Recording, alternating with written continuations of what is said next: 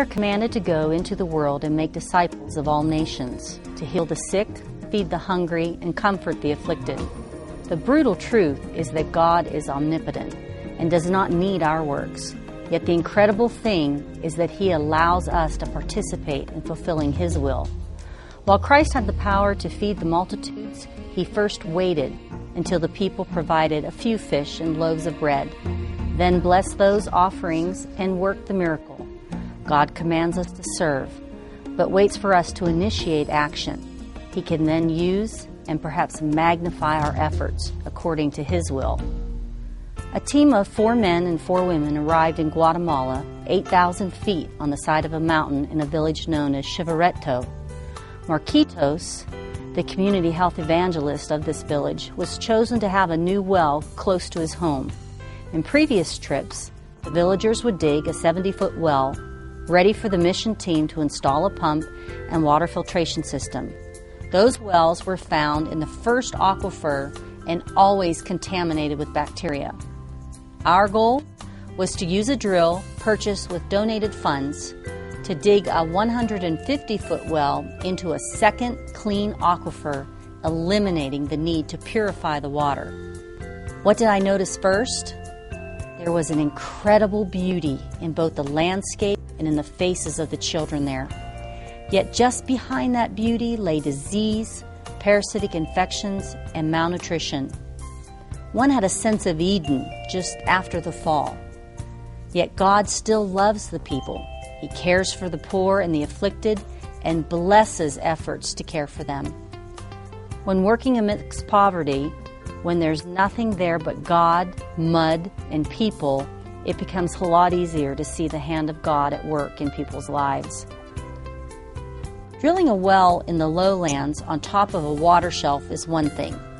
Drilling a well on the side of an 8,000-foot mountain with unknowns is quite another. Not by my might, but by His might, all things are possible. The pit, the poly, and the drill. Each team member rotated around these jobs. A pit was dug to hold the poly solution, a slimy, dense liquid used to float the debris and mud out of the well during drilling. The poly.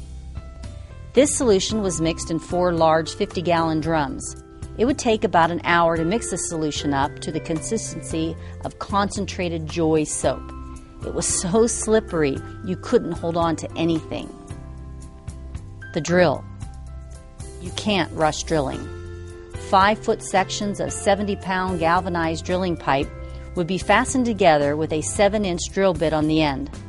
The poly would be forced through this pipe by a high-pressure generator to keep the mud and the clay from clogging the drill, most of the time. As you can see, not a very clean job.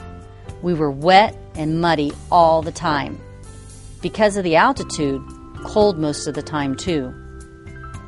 After lunch, children would come out of the forest, literally, nearly 75 of them. Ginger, Gloria, and Mona would play games and tell stories while Junior Gomez translated.